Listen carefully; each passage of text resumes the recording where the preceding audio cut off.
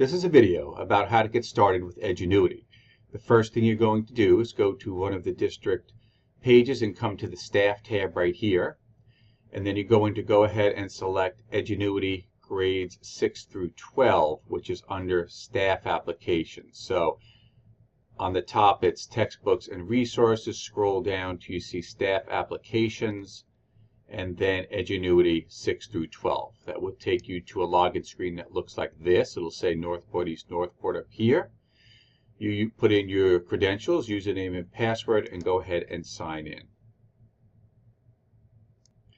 And once you log in, your landing page will look like this. It'll have these 6 tabs across the top here. And really only the first 3 you need to worry about: students, courses, and reports.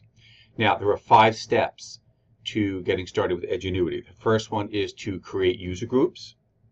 The next one is to add students to those groups. The next step, step 3, is to customize your course.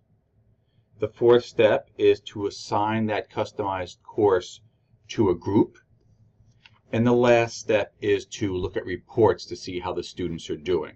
So we'll take these steps one at a time.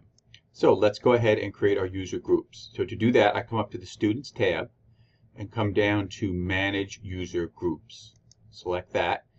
And you can see I already have 2 groups created. So let's go ahead and create a 3rd one. You want to start by creating all of your groups. So I'm going to add a new group here, and I go ahead and give it a name. So I'll call this Math Period 3. I can put a description if I'd like or not, and I hit Save. So here I am. I've created my groups. I have Math Period 1, 2, and 3. That is the first step.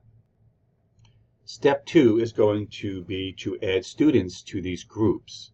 So in order to do that, I come up to the Students tab here again, and I come down to Manage Students Beta. Now you can come to Manage Students as well, but the Manage Students Beta is a little more functional. I would always come here. You'll come to a page that looks like this, and it gives you a long list of all of the students in your school. Now you can search them by putting in a name right here and hitting search. You can put on filters if you'd like. So if I just want to see students in grade 6 and apply it, it'll narrow my choices here.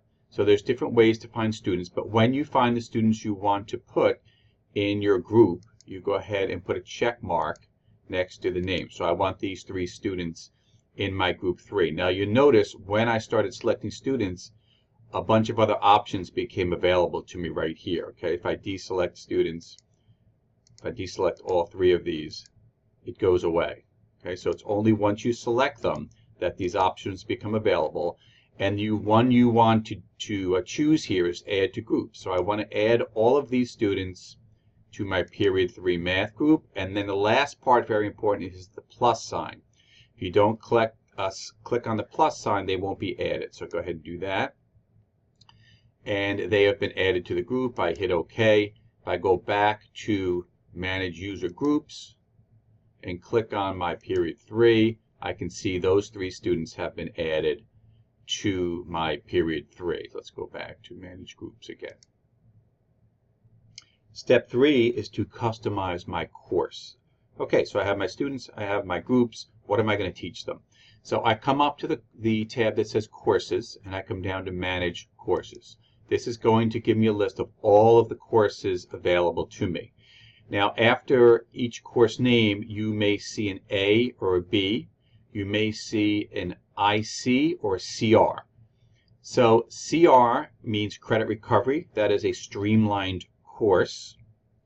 IC is initial credit. That's a full course. It's going to take a little bit longer to do the IC as compared to the CR. And then if you see an A or a B next to a course, that means it's broken into semesters. This would be the first semester and the second semester, the B course. So I go ahead, I go through the courses, and I find the course I want to teach. So let's suppose I want to teach this one right here. I go ahead and select it, and then I come over here to Customize. Okay, and here it's very important. I want to create a new course first before I customize or tweak the course. So I go ahead and select this, and I'm going to need to give it a new name, a unique name. Okay, it tells me right here, give it a new name, and I click the pencil. I'm going to just give it an AAA at the beginning, cheating to bring it up to the front of the list, and I'll put my name in parentheses at the end so there's no confusion that this is my course. I hit save right here. Okay. And if I come all the way down and I publish the course, I'm going to come back and tweak it in a minute, but let's just see if it shows up on the list. So I go ahead and publish the course, and I hit publish. Okay, then I have to come to this place called check course options. Okay, and I have to go through all of these different settings here, the passing thresholds. We'll come through this again. I just want to show you where it shows up on the course. I hit submit all changes and submit. And now if I go back to manage courses, here is my new course that I just created. It's the first one here, right? I put AAA to bring it to the top, and there's my name.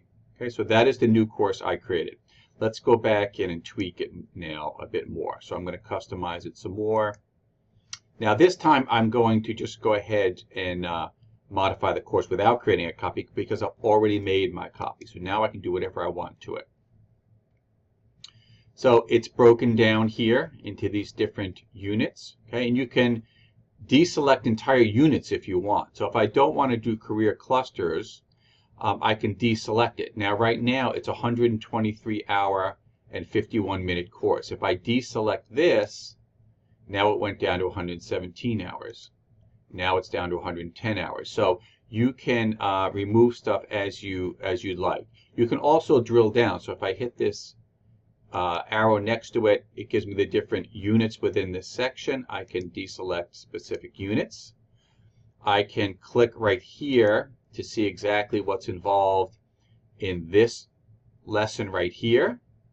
Okay, so these are lessons, these are units. So if I want to see what's in this lesson, I don't want to do the warm-up in this lesson. So you can drill down all the way to the lesson level and deselect different parts of the lesson if you'd like, and it's down to 107 hours. Okay, so you can go ahead and tweak it as you see fit. And when you're done, you come down to publish again, as we did before. I click publish. I always have to check my course options. Okay, these have to add to 100%. You can change them if you'd like, the different parts of your grading system. The passing thresholds you'll want to take a look at. Okay, and you can read through each of these and decide if you want to keep them or not. Now, I would probably deselect this right here, because if you don't do this, the student has to stop after the student takes these reviews and waits for the teacher to okay the student taking the exam. So it could hold a student up if they're ready to take an exam. Okay, so I would deselect those probably. Do you want them to be able to go anywhere they want in the course, or should they move in the order of the lessons? Okay, if you want them to move freely, you should select that. If you'd like them to take a pretest before each of the units, and if they score an 80%, they can just bypass that unit. This is where you would select that. Okay, and you can change this number as well. Time limit for the assessment. Now, you need to give it a start date and a target date. So the start date would be when the student starts the exam. The target date is when you'd like them to finish. If you don't do this right here, then they won't be able to see if they're keeping on pace or not. So this is pretty important. Okay. And once you've gotten everything the way you want it, you go ahead and submit all changes. And it's going to ask you if you want to change it for all the course students in the course or just new students. Okay, my students are all new. They haven't started anyway, so I'm going to go ahead and hit submit. Okay, everything's good here. Again, I go back to manage courses. Here's the course I'm tweaking, and I can go back in and tweak it further if I'd like to. The next step is to assign the course I just customized to one of my groups. So I want to assign the course to a group. So here's the course I just customized. I select it. I come over here, hit this drop-down arrow next to Add to Groups, and I want to give this to my new group called Math Period 3. And I have to hit the plus sign. Okay, now I can deselect certain students. If I don't want all these students to get this course, I could go ahead and deselect certain students. I hit submit. Okay, and now it's telling me that I've given this course to this group and all the students in it, and it may took a few minutes for this to take effect. I click OK, and now I have assigned a course to a group. So now the student is going to go ahead, log in, and start working on the course. So the last part for me is the reporting piece. So to look at reports, you come up to the Reports tab and come to Dashboard. It will give you a list of all of your students here. Now, I don't have much data here, so it doesn't make sense. But after your students start to take the course, it will make more sense here. If I look at an individual student and click on the student's name and click on progress, it'll give me some graphs and different information about the student. Okay, I'm not going to get into this too much now because I really don't have much to show you. But that is the last part for the teacher to look at. The last part I want to show you is how to get a good look at what is actually in these courses to see what the students are seeing. So two ways to do it. One, come to Manage Courses, Courses, Manage Courses. Go ahead and select the course in question and come over here to More and View Course Structure. Okay, this will show you all of the different lessons and all the pieces of each lesson. You can go ahead and select, these are all links, go ahead and select a piece of it here and it will actually walk you through the lesson. Previously, you considered some common architecture. Okay, and I can go ahead and move through the different parts of it and it'll show you exactly what the student's going to see. So viewing the course structure, again, is going to give it to you in detail. So Manage Courses, select the course, come to More and View Course Structure. That's one way. The other way is you can actually assign a course to yourself and go in as a student and take the course. So to do that, you're going to come up to Students and add a student. I'm sorry, Manage Students. And you're going to come here to select My Account. So once you do that, I'm actually in, these are the courses that I have already assigned myself. I can come and add a new course to myself if I'd like to. So let's go ahead and add a new course right here. And I want to take this course in Chinese right here.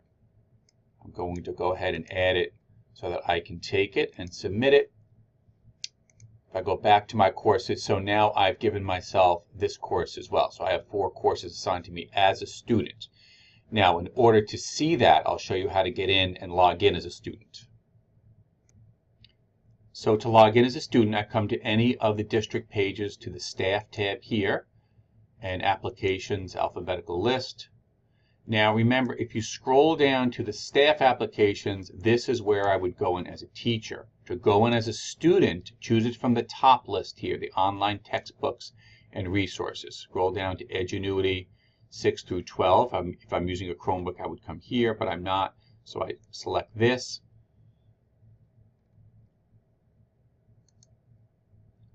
Okay, and here I am. So now I'm logged. This is the student view. So this is what it looks like for a student. Here are my courses over here. If I want to go into that Chinese course, I select it here. Okay, I have no progress so far. I choose my next activity. And I can go ahead and take the entire course myself if I'd like. Getting started. Welcome. In the next few minutes. Okay, I'm going to go ahead and stop it. But as you can see, I can see both the student view and the teacher view. So my same login credentials allow me to go in both ways, depending on which link I choose from the district website. So that is a brief introduction about how to get started using Edgenuity.